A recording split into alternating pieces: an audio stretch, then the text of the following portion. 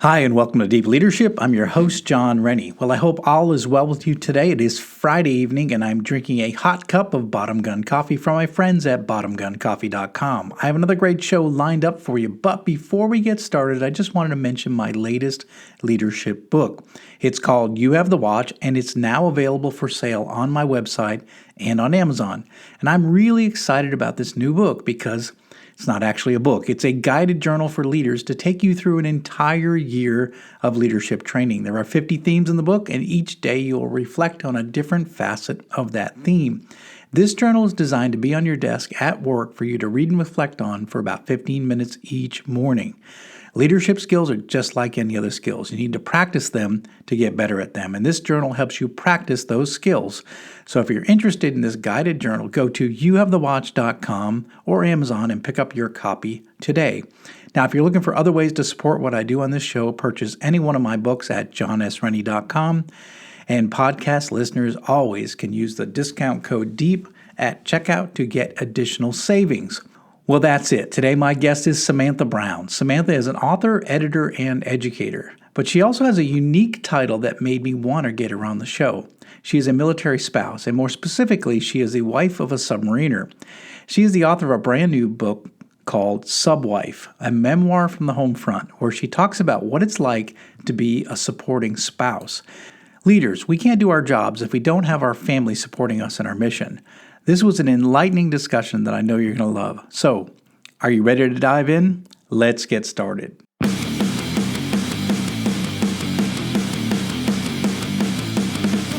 Welcome to Deep Leadership. Leadership is a people business. That's the philosophy of your podcast host, John Rennie. As a former Cold War submarine officer who spent 20 plus years leading businesses in corporate America before starting his own manufacturing business, he knows that leadership matters. Are you ready for some real-world actionable advice from John as well as his expert guests? I'm ready. The show starts right now. Welcome to the Deep Leadership Podcast. Today I'm joined by Samantha Brown. Sam is an author, educator, editor, and military spouse, specifically a Navy submarine spouse. She is the author of a brand new book called Subwife, a memoir from the homefront. I wanted to get her on the show to talk about her new book, her experiences as a military spouse, and the process of writing this amazing book. So Sam, welcome to the show. Thank you. Well, congratulations on the new book. I wanted to get you on the show to talk about it. So before we dive into the book, tell us a little bit about your background. How did you end up finding yourself in the role of a submarine spouse? Well, like a lot of unexpected stories, it started with there was this guy. I actually met my husband when we were about 11 or 12 years old. We've known each other since the sixth grade. In high school, we had always math classes together. We always had our math classes together. We became friends. And before you know it, we actually just yesterday celebrated 7 years married. Wow. We hit it off. And I always knew the Navy was part of his future, but it took me several years to realize that I was also part of that future. And it took me many more years up until probably present day to understand that, we were going to have to coexist in that way. Yeah, it's an interesting role. I think, military spouses play an important part of any service member's life. And whether it's the wife that's being deployed, or the husband being deployed, whoever stays home has a really important role to play. And I think sometimes it's underappreciated. But I would say a submarine spouse has a very unique role, mostly because the level of contact is so low. At least it was in my days. I've probably gotten a little bit better, but still, you're pretty much separated from your husband for long periods of time, and that is an interesting, especially as a newlywed. Your husband deploys. I mean, it's amazing what you have to go through, and that's what I was going to say. What's it like for you? What was it like for you when your husband first, deployed, did one of his first deployments? What was that like? Well, I honestly would say the separation aspect began much earlier, began in power school because he's a nuke. So he went through all this training where every day he comes home with a new vocabulary, talking about these concepts. I know in general how a nuclear reactor works. I know the cartoon they gave us in chemistry class in high school, but all of a sudden they come home with this new language, and you are very quickly isolated from that intellectual pursuit that they're on, that training. And by the time the deployment comes around, all you've got left is the physical separation. And to speak to the communication, in our situation, we had only email. I will say I got one phone call due to a family emergency. I got a pity phone call from the boat, which is pretty cool.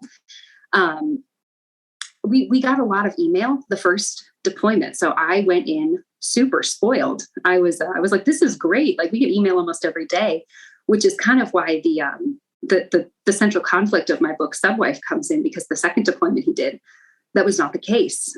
It started out very frequent communication, and all of a sudden we lost contact with them for accounts vary, but on my end, it was almost 3 weeks. And it was right when the Argentine submarine, the ARA San Juan, disappeared.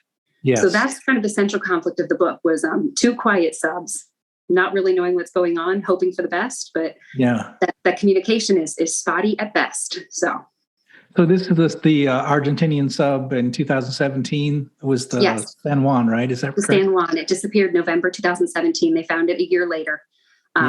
Nobody made it, and it was incredibly devastating. Yeah, I wrote about that in my second book, because I think people tend to think that submarine operations are relatively safe, and they are. I mean, they're more safe than they've ever been, but submarines are still lost, and entire crews are typically lost when this happens. So I can imagine your anxiety when suddenly you're not hearing from your spouse, and there's a missing submarine that's you're watching the worst case scenario play out on CNN every night. It's enough to make you lose your mind. It's enough to make you lose your mind and write a book about it. That's honestly what happened. So that was part of the genesis of the book? Technically, no. I had worked on Subwife for about 3 years. I started in mid 2016. So we've been married just a little over a year. And I started my MFA, my Master's of Fine Arts, at Queen's University of Charlotte. It was a low residency program, which I was able to kind of fit into the military lifestyle, because it wasn't a full-time geographic location commitment. And I didn't know what I was going to write about for this program. I knew I'd have to write basically a book-length piece to graduate. And I started writing these pieces about submarines, about cargo ships, about all these really strange new things I was experiencing living on the coast for the first time, because we grew up in the Midwest. And one of my professors said, "So you're writing a book about being a submarine wife, right?" And I said, "Oh, I guess I am. Yes, that's correct." Because when we got married and I was struggling with the idea of being a submarine spouse, I've always been a writer, and I looked at books to kind of guide my experience. And there were no memoirs or nonfiction accounts by submarine spouses. There were several books by submariners or former submariners. There was a lot of submarine smut, but there was absolutely no memoir written by a spouse. There was one epistolary account called Letters from Zulu. It was anonymously published, just emails and journal entries. But I saw this gap in the marketplace. And honestly, I thought to myself, somebody needs to talk about this. And if not me, who? If not now, when? Had to do it. Didn't have a choice. I have to stop you. What is submarine smut? It's just love stories that have submarine base? It's very, we'll say, heavily romantic text that just happens to take place on a submarine. Okay. I've read a few Amazon summaries, and it's enough to make you blush and clutch your pearls a little bit. It's a little shocking. But you're right. I mean, my wife was a submarine spouse as well. So, and there was nothing, this was of course a few years ago, but there was no books, there was nothing. And so like you, she was not just, like you said, physically separated, but there was different separation as I went through nuke school, went through prototype and all that. I suddenly was, this different person. I've learned all these different skills, and she was not necessarily along for the ride because she couldn't. I mean, it was, you went to these classes, and you didn't take your homework home. It was all done. It was all confidential. And so, so I think you're right. There's this mental separation, and then there's this physical separation, and you're learning, like you said, you come from the Midwest and you're suddenly getting, okay, nuclear power, missiles, submarines, deployments, the whole Navy vernacular and terminology. It's overwhelming, I would imagine. And for there not to be some sort of book written on this is pretty amazing, to be honest. It was time. And, let's also mention hurricanes. I'd never experienced a hurricane. And I think we evacuated every single year, and it was always right around a move.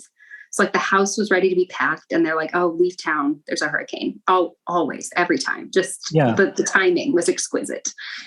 Yeah. Well, So being on the coast that's a whole new thing, I would imagine. So,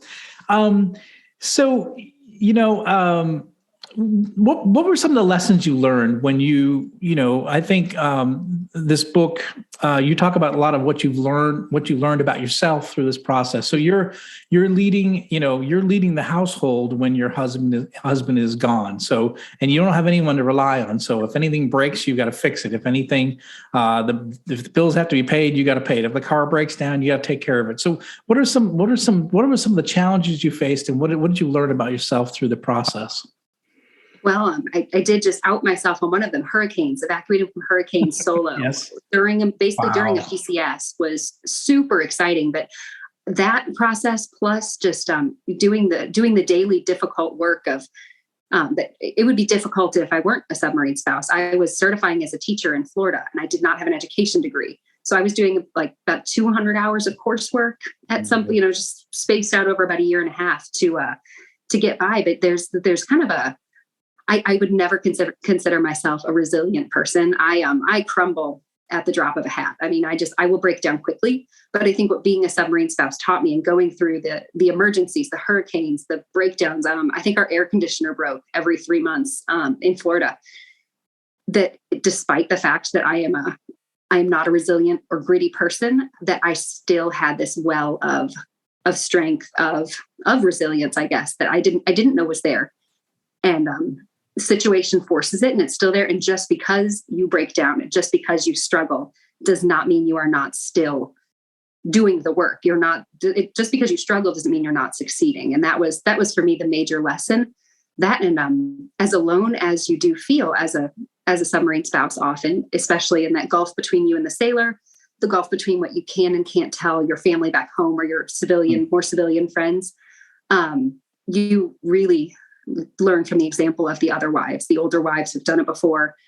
Our wardroom was incredible. There was not a person in that room who caused any of the drama you hear about. It was non-existent. It was the most supportive environment. I could not have gotten a better group of women to learn from. And I say women because I think we had 2 or 3 husbands at the time, but they were involved in their own careers. So the wardroom that I experienced was a group of about 8 women, and just incredible people who had their own hopes and dreams and desires outside of the Navy, and yet still managed to show up every day for themselves, for their kids, for the sailors. And just learning from their example and learning how to fall apart and stay together at the same time was invaluable. Yeah, it's. I don't think people realize the impact that or the importance the Navy spouse is, and I think that and like you said, and the same thing my wife experiences, that the wardroom came together, and the spouses of the wardroom came together, and they sort of supported each other, and they kept each other sane. They they network with each other. How do you get this fixed, or what? We've got this problem. What do you deal with? So I mean, just having that support mechanism is huge, because you really don't have you're pretty much, like you said, alone dealing with all these problems. So tell us a little bit about the book. What are the elements that you go through in the book and through this journey? The problems that I go through. I'm sorry, I had a glimpse of time. Yes. So, well, the kind of narrative thread that you follow through this book is the lack of communication. You're waiting for the communication and just trying to find. I was trying to find my own feet as a spouse, not knowing, and a lot of it's just starting to understand the Navy culture, what it is, what it looks like, what does spouse culture look like, what are the expectations, who am I going to meet on this journey, what types of people. And what is that support system I'm going to create for myself? I know the chapter I've received the most feedback on, bar none, is the one about my dog. and how he just kind of became the center. We didn't have kids at the time, a kid at the time. So he became the center of the universe. He still might be. And so it's a lot about how you create the system that's going to support you. And all the times it works, all the times it doesn't, which in my case is so often. I'm probably the world's worst submarine spouse, which I hope I say that in the book. I don't remember which version made it through, but it is not for everyone. But if you love someone and you have to do it, you do it. Yeah. I think you're right. And the other thing is too, what I was thinking about when I was reviewing this material is that, as a submariner myself, we know what we're getting into. We, for me, it was a lifetime dream to do it. Right. So I knew what I was getting myself into. I know my wife had no idea what I was getting into. And so we see it as, and I see it now as a Navy father, right? So we saw it was just our duty, and it was a challenge, and it was fun. But now as a Navy father, my son doing things, I'm like, I worry about him, right? And I never worried about myself when I was on a submarine, right? I knew what I was doing, and I knew I had a good crew, and I knew I was that we were going to take care of ourselves. We were a team, and we were going to accomplish the mission and get home safe. I never worried about myself. And so, but I never realized my wife worried for me, right? I never worried like my parents worried for me, because now I'm a Navy father. I'm worried all the time. Welcome to the other side. Exactly. Welcome. So now I see what it's like to be on the other side. So, so I think that's something that people don't really talk about, is the role that families play in not really knowing what's going on. Like you said, the lack of communication being a big part of it. Mm-hmm. Yeah. Absolutely. One thing that you said that sticks out to me is, you knew what you were getting into. And the number of times people will say that to any branch's military spouse, it's if I had $1 for every time I could retire 5 years ago, I wouldn't have written the book. It would have been done. You know what you're getting into, theoretically, but you don't know how that feels. You don't know how the experience is. And one of the things I noticed just among, especially the JO spouses like myself, it's very difficult to give yourself time and space and the grace to grow and make the mistakes that come, that bring confidence eventually. So, I've heard it 1,000 times. You knew what you were getting into. You married a submarine. Well, I knew, but I didn't know how it felt. And I didn't know that for every scenario A, there's scenarios B, C, D, E that could follow, and you don't get to pick which one. It's not a choose your own adventure. It is you are along for the ride. Good luck. Yeah, absolutely. Well, now there's a guide. There's a book that submarine spouses can look at. At least God, I'm so sorry, guys. At least they get a feel for what it's like. Oh boy. What? So you mentioned a little bit of feedback on one of the chapters. What other feedback have you received so far? So the book's just been out. I think it's right. Beginning of March. Is that right? 22 days. It's been out 22 days. Even though we did have a bit of a pre-order thing. So technically people have had copies since January 1st, but okay. We'll call it a soft open. We have a soft open. Good. Yeah, I do that typically too. So, but what's the feedback, Ben? What are people saying? And, people that read the book, what are you hearing from the readers? I have had kind of two camps of feedback. The first camp would be civilian friends and family, which of course I'm civilian too, but I'm talking about people who aren't married to the military. Right.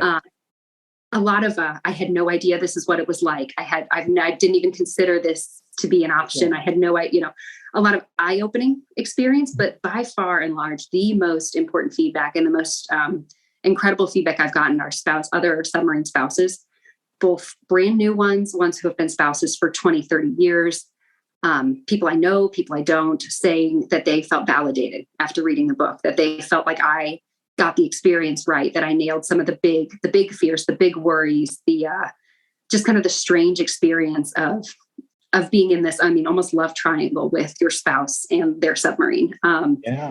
Hearing that they felt I got it right is the best feedback that I could get, because as a writer, you don't really share that part of it too openly with other people. I was not able to get a lot of beta readers who were submarine spouses. That just wasn't the expertise. So hearing that they thought I got it right was a huge sigh of relief, because that is the last thing I want to do, is portray it wrong, get it wrong, or someone say, you are literally the only person who had that exact experience. You screwed up, So it's been very incredible. The conversations I've had because of this book with other spouses are super empowering, honestly. It gives me a lot of hope for the future of military spouses. And I'm really hoping that more books come out about this from any branch of the military, but, with obvious bias, submarines as well. We'll be right back after a quick word from our sponsors. One ping only, please. As I thought, John Rennie's new book, All in the Same Boat, is right over there. It's at allinthesameboatbook.com. Your orders are to get there now. And remember, be careful what you shoot at. Most things in here don't react too well to bullets. Is your boss a jerk? I understand you're in the hospital, but I'm going to need you to come in today. Do they lack any ability to actually lead people? Oh, it's fine. I'll just find somebody else that can do it, okay? John is offering a new service just for you. For only $10, he will anonymously mail a copy of his best-selling book, I Have the Watch, to your boss with a personal note. Go to ihavethewatch.com and enter the discount code BOSS at checkout.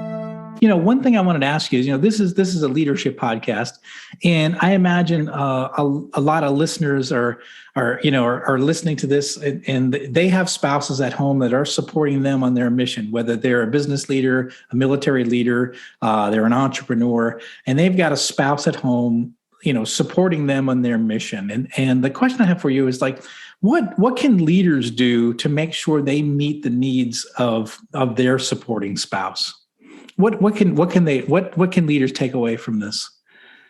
Every relationship is different. Every partnership has its own ebb and flow and needs. I think time and conversation are two important things. I think there needs to be honest conversation between spouses about what do you need versus what do I need, and acknowledging that sometimes someone's needs are going to take priority, but then acknowledging that and getting back to a place where someone else can have their needs met later. And I think the biggest way to do that is the gift of time, giving time together, or time for maybe the supporting spouse to pursue their own needs, or to, take a break at some point, because it is kind of a go, go, go constant. And sometimes you don't realize how worn out you are until it's all over, or until it's too late, until you're burned out. And I think having those open, honest, if not a little bit brutal conversations about needs and what needs are being met and which ones are not, is really important in supporting a supporting spouse, because we can't do it alone either. We do it for the good of the family, but that doesn't mean we don't also need those gifts. So for us, the gift of time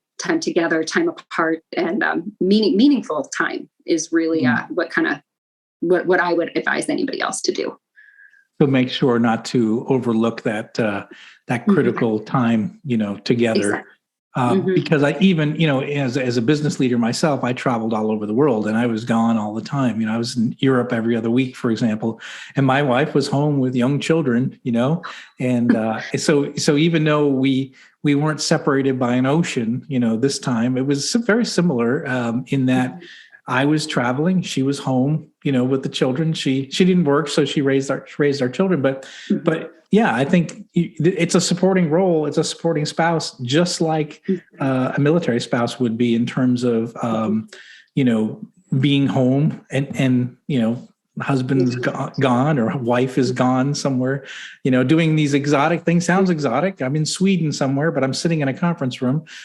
It wasn't that much fun. But an exotic conference room, Swedish. That's very exciting, and Exactly. But I think the time is a big part of it. I was going to ask you too. I know with my wife, I would come back from deployment, and I'd want to take back control of the normal household duties, pay the bills. And so did you have to resolve conflict in that, who was in charge, when your husband came back from deployment? So I remember verbatim very few lines from my book, word for word, but one of them is, the marriage is never in more danger than in the early days of homecoming. Yes. Because you are so excited to see them again. Right. But they come home and, I'm sorry, you're a stranger. You are a stranger in the house. The number of times I got startled because my husband would walk into the room while I was, not remembering that he was there, was I probably developed a heart condition from it. It was just you do get territorial. Like, hey, I did this by myself for so long. Now you want to come take it over. Like, I was doing great. Yeah. Never mind that everything broke. We were fine over here. And it does take a little time to work back into that. And I noticed that transition. I was not prepared for it even more when he transitioned from sea tour to shore duty. Because then, and right when ours happened, right about when COVID hit, we were just a couple months. We came to Kansas here, and then COVID happened. So all of a sudden, it's like, not only are you home, you're home, you are stuck home. Yeah. So there was a lot of redivision of labor and reevaluation of roles within the home. It was that was a growing pain for the ages. I will remember that for a long time.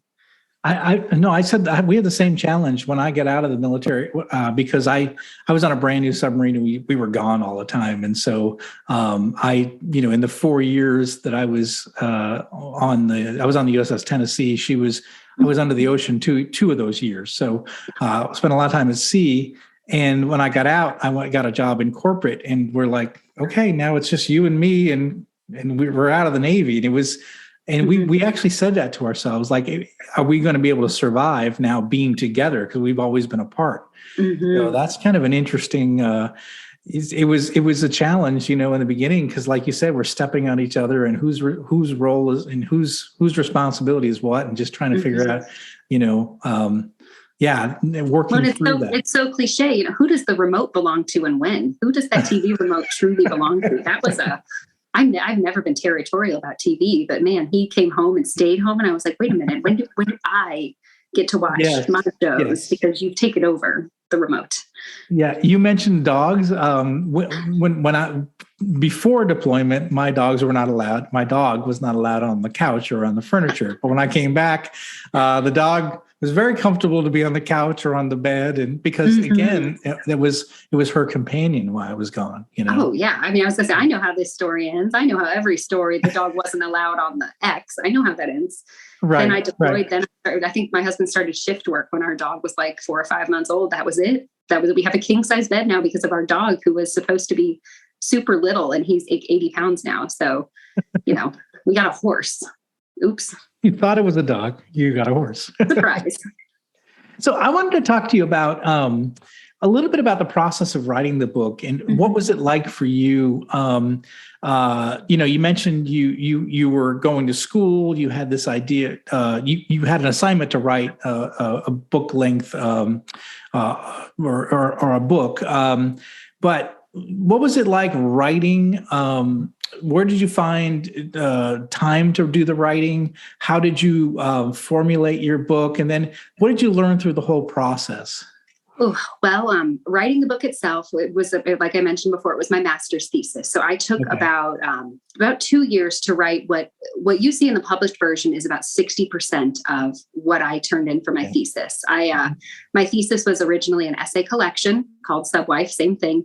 And when I wrote it, man, it was the best hard work I've ever done. Like I said, I've always been a writer. That has always been my passion, my bent. It's never not been an option. It's always been, a book is going to get written. I don't know about what. There's never been another option. Just like my husband, there's never been another option but to serve. This is who we are. This is what we do. So it was a lot of hard work. It was a lot of time. I was very kind of ironically fortunate that most of his time underwater was when I was in grad school. So time when I normally would have spent with him, traveling or doing stuff, I was camped out at my house writing. I would go to libraries, coffee shops. We lived walking distance to a lot of those. And I spent a lot of time inside, hiding from the Florida sun, making sure this book got written and got written well. And my program was a workshop-based program. So every month or so, plus twice a year, I would do intensive workshops on everything I'd written. So groups of 3 to 8 people would read my work and give me feedback, and we would trade feedback. So it was a very intense program, but when you're doing something you love that you are passionate about, it does not feel like work for even half a second. So the book, as you see it, is about 60% of that. Plus, I got an agent through my program after I graduated. Her name is Tracy Crow. She's an incredible, intimidating human. She is she's a force of nature. And she looked at my book and said, I like this. I want to publish this, but you need to make it commercial. It can't be an academic thesis. So that is when about the last 40% of the book got added. And it was about a year-long process to find a place. We had a few nibbles here and there. We got ghosted once, which I didn't know was something that could happen in the publishing world. We had someone say, here's a deal for you in writing. And then they were like, oh, can't do it anymore. Sorry. Lots of surprises. And then March of last year, Mill Speak Books was a revitalized press, and they decided that my book would be their first publication with their revitalized image and all that kind of stuff. It was great. So it was a lot of time, a lot of work. I know I took a year break in there because I had a baby and I couldn't think straight I still can't think straight. I'm going to rescind that comment. I still cannot think straight, but I've learned to think around that. And it was a lot of work, a lot of time, but worth every minute of it. So you said you write in different places. Just kind of curious about. So you wrote in coffee shops. I assume at your house. Yes. Where did you find the best place to write? Oh, that's a fun question because I also love to swim. I swim laps. I probably get the most writing done in my head while I'm swimming laps. Yes. Yeah. So I'll write it in my head, and then I jump out of the pool at the end. I type notes on my phone, and then I put them away, and I hope they make sense later. So I probably get the most work done there. But it's whenever I have the time and the place. I love to be out of my house now, but that is definitely a COVID thing. Yeah. But it's funny because I always dreamed that being an author would be like being in a cabin like in the mountains, and I'd have my 2 golden retrievers by my feet, and I would have this nice beautiful setup, and I would drink coffee and just be isolated for months and just write a book. But that was nothing like what it was like. I mean, as a business, I'm a business owner and a CEO of a company. I was writing. I was on a plane to China, and I'm and writing a chapter on the plane to China, or on my lunch breaks at work and things like that. So anytime I found time, I would just put not pen to paper, but keyboard. I remember being at a friend's Super Bowl party that Doug was deployed, and friend of ours, one of the subwives, had a Super Bowl party, and I was super close to a deadline. I was like hours away, and I brought my laptop. I sat on her floor and I ate nachos and wrote probably 10 pages of this book because I was on a deadline. And I remember her dog just like sat on my lap while I was doing it. I'm like, okay, you are not in the way at all. Nothing is impeding me. I'm going to get this done. I love that. It is not glamorous, but I do have the cabin in the woods pipe dream too. It's a nice pipe dream. It doesn't exist though. Or maybe for a few people, but no, they're not real. I don't believe them. I wanted to ask you about this as a writer. So I had a friend of mine that wrote a book called The Business Book Bible. It's about how to write a business book, but it's a real excellent book. But he talks about in that book, the muse and the critic. So it's the two people on both your shoulders. The muse is just like the words are flowing. It feels great. You're writing tons of words. It's all coming together. And then the critic is on the other shoulder saying, no one's going to read this. This is silly. This is a silly argument. This is common sense. Nobody's going to care about this. Did you face any of the muse and the critic as you're writing, or was not a challenge for you? Every second of every day. Anytime I think of this book, they're both still there. It doesn't matter that it's done. It doesn't matter that every word is printed. It doesn't. They're still there. Yes, I have no peace now that it's done. That doesn't exist. Yes. Okay. So it's interesting. And he says that you need both, right? So the critic is there to sort of say, muse, you've kind of gone overboard on this thing. And then the muse is there to just say, hey, this is great. You're doing great. Keep going. This is good stuff, Yeah. Well, I mean, the muse, that phrase, murder your darlings, that's one of the, writerly advice that we all have tattooed somewhere on us. The darlings is the muse, and the critic is the murderer. You sometimes you have to do it. I've said in a few interviews now, there's one sentence in Subway, half of one sentence, so one clause left from my original first draft of the book. There is half of one sentence. That is it. So there was a lot of murder. There's a lot of blood on my hands after this one. Yes, I understand. Believe me, the second book I wrote was that kind of a book. So I wrote way too much, and then I had to pare it down to something that was less than 600 pages. So Oops.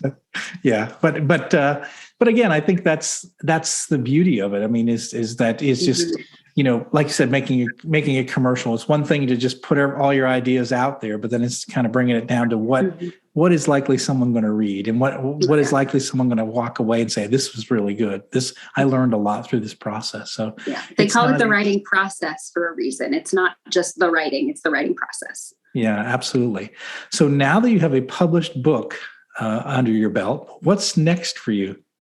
Well, I have started a second book. It is not about the military. It is not about submarines. I am very excited about that. I am putting that book, I'm forcing myself to put that book on the back burner for the next couple months. We have a move coming up. There's a lot of chaos in the household right now. Trying to find my daughter a new preschool when we move, and kind of the work of uprooting a household and moving us to our next location. So for the good of the book and the good of my sanity, I am putting it away until probably June or July. Okay. Then I'm allowing myself to work on it again. But I'm absolutely, I finished Subwife. I think I signed the final contracts. I okayed the final proofs, and I was like, okay, it's time to start another one. It's time to go. Took me a while to figure out what that would be, but I'm happy to be writing again.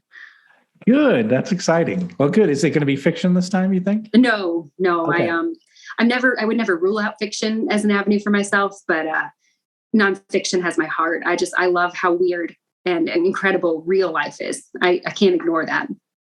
Yeah, I'm the same way. But a good friend of mine who's written 2 nonfiction books. He was in the Air Force, and now he just wrote his first fiction book, and it's amazing. I was reading it on my flight to Chicago. He's done an amazing job writing his first fiction novel. So, but it's based on his experiences in the Air Force. So it's very interesting. Mm-hmm. So he's done a really good job. So. But I don't know if fiction's down my. I think you have to get bitten by the bug. I really think it has to get you, and you have to get it. I think you have to be open to it. It's tough. Fiction is tough. It's such a big market. It's hard to get fiction out in the world. Yeah, I think you're right. Right. Well, so how can people find out more about you and this wonderful new book? Well, if you're interested in me, find another interest. But I do have a website, SamanthaOttoBrown.com. Mm-hmm. That is brand new. It's kind of still not under construction, but it will be improving continuously over time. It's a work in progress. I'm very active on Instagram. I'm Samantha Otto Brown _writer on Instagram. That's kind of my professional page. And if you want to buy the book, it's available wherever books are sold, Amazon, Barnes & Noble, or if you want to support your local bookseller, IndieBound is a great way to do that online, or just go to the store and say, I want this book. You should order 100 copies. Yes. And even more, if anybody is interested in a signed copy, you can DM me or shoot me a message through my website, and I can arrange that, because that is one thing with a small press. I did not pre-sign 1,600 copies, and I'm very thankful that was not my experience. I don't have carpal tunnel. Yes. Yeah, no, I do them one at a time here, so that's just a little easier. Yes. Yeah, yes. That's good. Well, good. We'll put all those links in the show notes. So everybody will have it.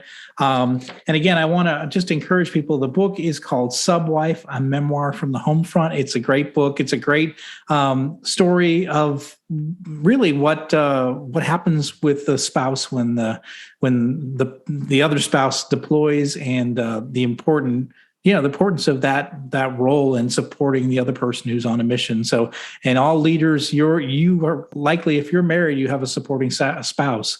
And so this is a good book to get a hold of, read. And Samantha, it's been a pleasure to have you on the show and to listen to your experiences. And I appreciate you coming on. Well, thank you so much for having me. This has been a lot of fun. Well, thanks again. Well, that's it for today. Thank you for listening to Deep Leadership. If you like this podcast, please subscribe and share so we can continue to build a world with better bosses. Until next time, this is John Rennie saying take care and lead well.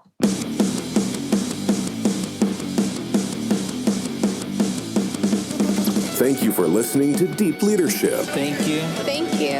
Thank you, thank you, thank you for all you do. We hope you enjoyed today's episode.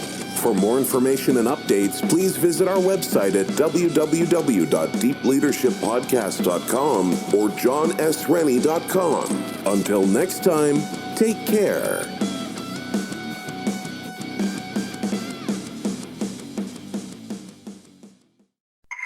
Hey, what's happening out there, everybody? This is Lawrence Ross, and I'd like to tell you a little bit about my podcast, The Lawrence Ross Show. Egomaniac. It's a 2-hour weekly exploration into my mind. I also do sketches, celebrity impersonations. You're out of order! And I also do song parodies. Not too shabby for a blind guy. Not only are you visually impaired, but you are geographically impaired. New episodes are released every Friday. Check it out on your favorite podcasting platform or listen to it here on Society 13 on Electrocast.